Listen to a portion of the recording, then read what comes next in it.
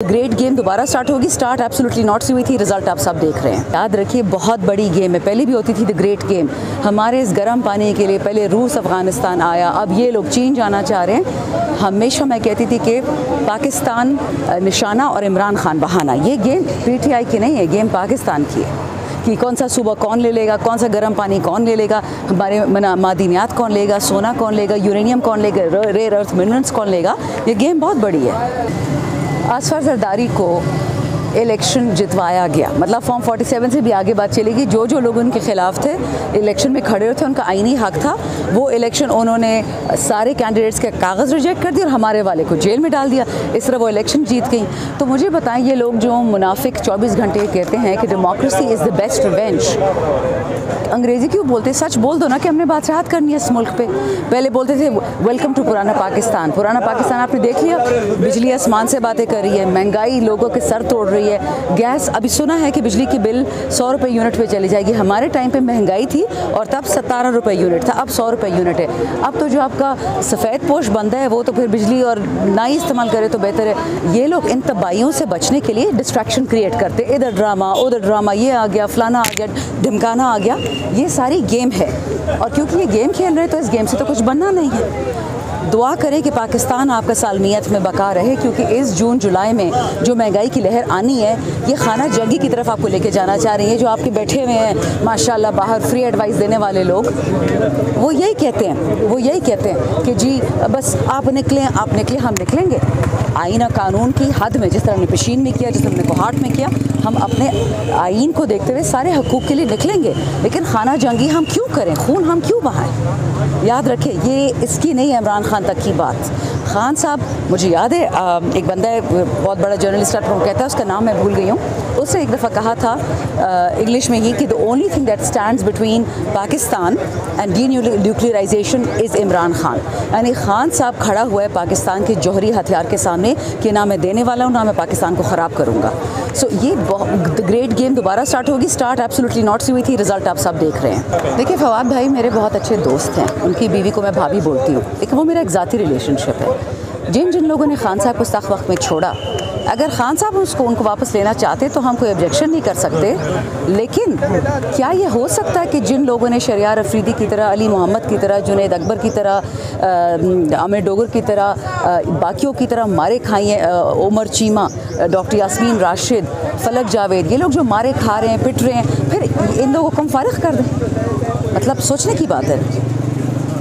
किया हुआ ये मरीम नवाज़ ने वो FIA वाला केस, उज़्ज़ल शाह जो बेचारा कत्ल हुआ था जेल में तशद्दुद से, तो देखते हैं चलते रहेंगे केसेस। तो अब तो हम भी पता है, हम वो लोग थे शुरफा में अपने आप को समझते थे कि हम जेल, थाना, कचहरी कभी सोचा भी नहीं था।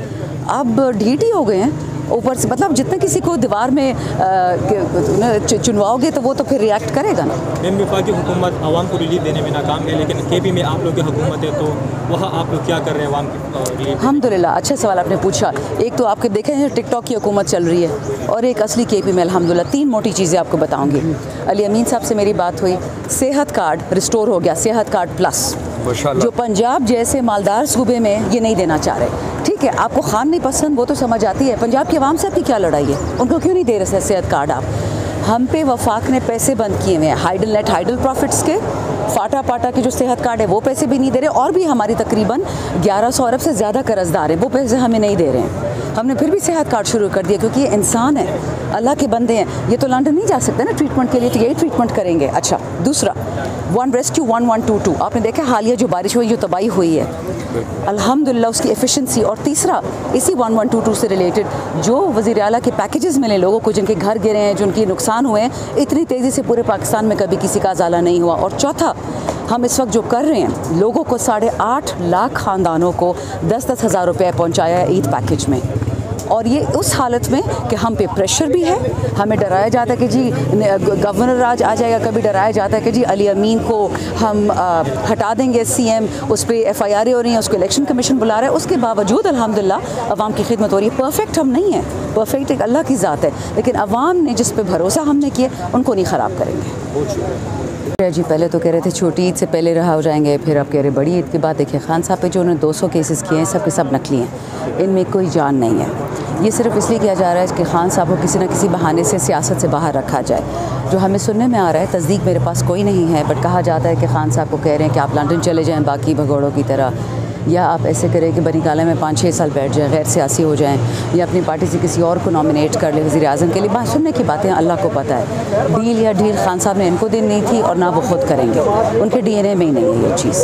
कभी भी आपने सुना नहीं कि जेल में किसी का केस किया जाए। इन लोगों ने जेल में केस किया वज़ीर आज़म का, किस चीज़ से डरते थे? अभी भी खान साहब का केस उनको हाई कोर्ट नहीं लाते हैं। है तो अजीब बात है, बाकी दुनिया का हर बंदा आ सकता है। एक बंदा आता है एयरपोर्ट पर लाहौर पर, उसके सारे केसेस लाहौर एयरपोर्ट में माफ़ करवा दिए जाते हैं। हालात इस वक्त ये हैं कि खान साहब पे प्रेशर है। अब क्वेश्चन ये कि क्या जजेस वो प्रेशर ले सकते हैं? खान साहब तो प्रूव कर दिया कि मैं पाकिस्तान का सच्चा बेटा हूँ, मैं बैठा हूँ जेल में, जितने केसेस करने कर लो, मैं नहीं बाहर आ रहा। अब जजेस ने जो ख़त लिखे, जो उन्होंने सुप्रीम कोर्ट को कहा कि जी पहले हमारी जो उनके साथ बेहुरमती हुई है, इलेक्ट्रोक्यूशन हुए, शॉक हुए, PTI के साथ तो 2 साल से हो रहे हैं जजेस के पास भी। तो जजेस से क्या फैसले लोगों ने लेने थे कि उनको इलेक्ट्रोक्यूट करने की ज़रूरत पड़ गई, उनकी बीवियों की वीडियोज़ बनाने की ज़रूरत पड़ गई। अब फिर उनके बाद जब उन्होंने सुप्रीम कोर्ट ख़त लिखा, उसके बाद चिट्ठियाँ आना शुरू हुई जिसमें पाउडर आ गया था। अब वो पाउडर पता नहीं क्या था, लेकिन डराना धमकाना ये कोई तरीका है? अगर आपके हाई कोर्ट के जजेस महफूज नहीं हैं तो इमरान खान क्या महफूज होगा और आप क्या महफूज होंगे? ये एक चीज़ जारी है, एक हद से बाहर लाकानूनियत की तरफ। आपने देख लिया बहावल नगर में क्या हुआ, पाकिस्तान के 2 अहम इदारों के बीच में तकरार हुई। क्या ये होना चाहिए था?